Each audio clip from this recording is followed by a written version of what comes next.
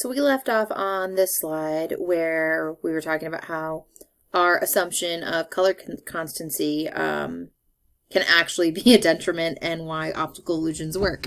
So if we look at this one over here, right, we can tell that there's a light source coming from this end, and as it's being reflected over here, this part is in shadow and then these parts are in light, correct? And then this one, it appears to get lighter gray as it goes down, and then it's a darker gray up top.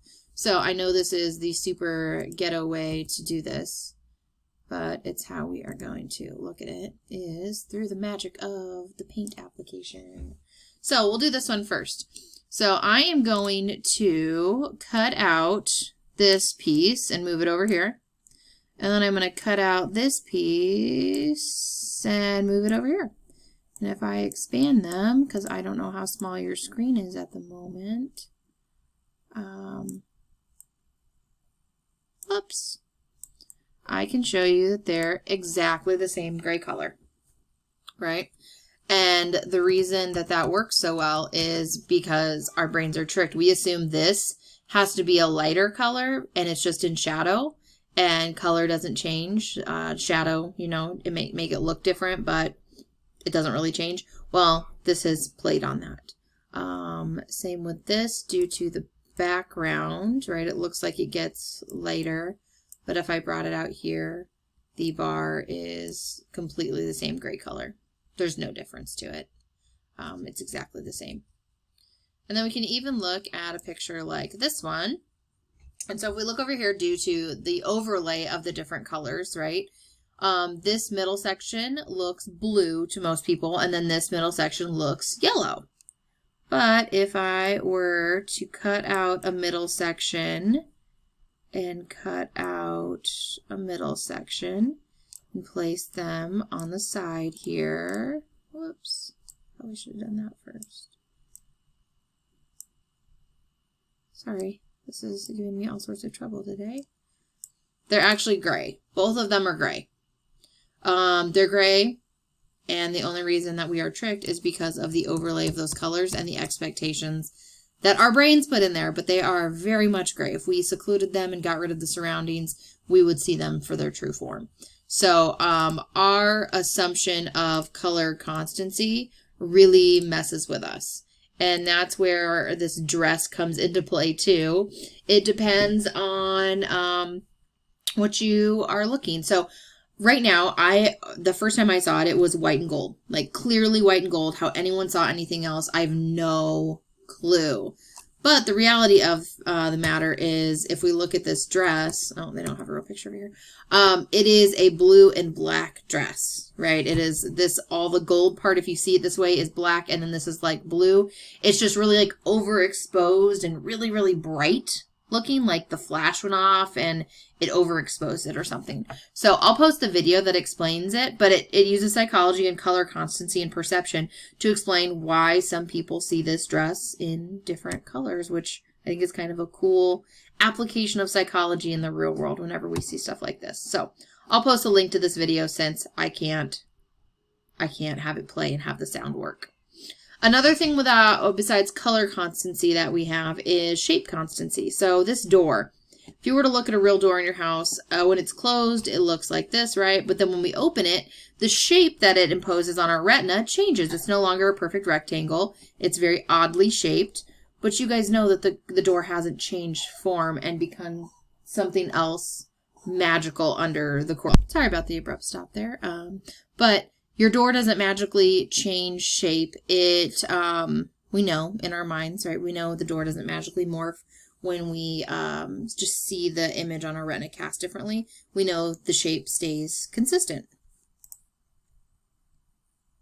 Come on. Size constancy is something else. If you see somebody walking away from you, the image of them gets smaller and smaller and smaller because they're getting further away. But you also know the person is not shrinking. Their size stays constant. They are not dwindling in size as they walk away from you and shrinking into little munchkins. So just like a car that goes down the road, we know that it's not changing. It's not going away. It's not shrinking. The size always stays the same. So let's see if I can pair this up with the voice narration from my phone with the YouTube video that I have here to see if I can get it to work. Hi, I'm Jerry Andrus. I'm very interested in how our human brains work, and I'm standing inside what I call Box Impossible. And if you'll look, maybe you'll see that there seems to be something wrong with it.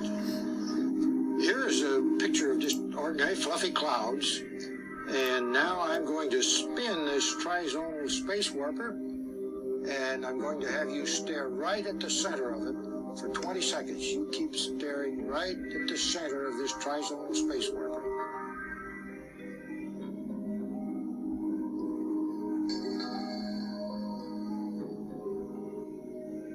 Now we're going to show you that still cloud picture again. You'll see that it looks like it's boiling. There's nothing moving about it at all. It just looks like it's boiling because you've been staring at the space warper disk. Got it figured out yet?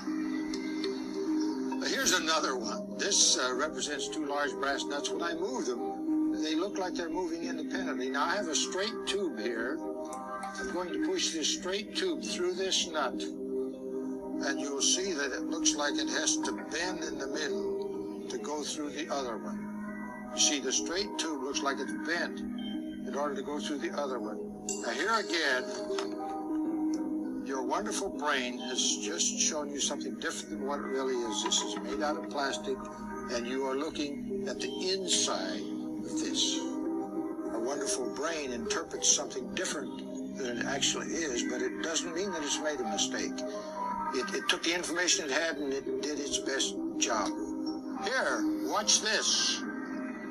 Look, it's not a box at all. I was just standing in the corner of this framework, and you can see it has no resemblance to a box at all. And your wonderful brain interpreted that picture on your retina as a box. So, with, nope, we don't want to watch another one. We want to get out of here.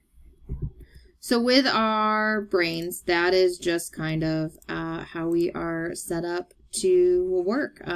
Whatever picture is cast on our retina, that's the one that gets to kind of be the star of the show. So our brain just attempts to interpret whatever we see the best that it can for whatever we are being given. So that, I believe, is it. If I can get my PowerPoint to work here, because my computer's going real screwy.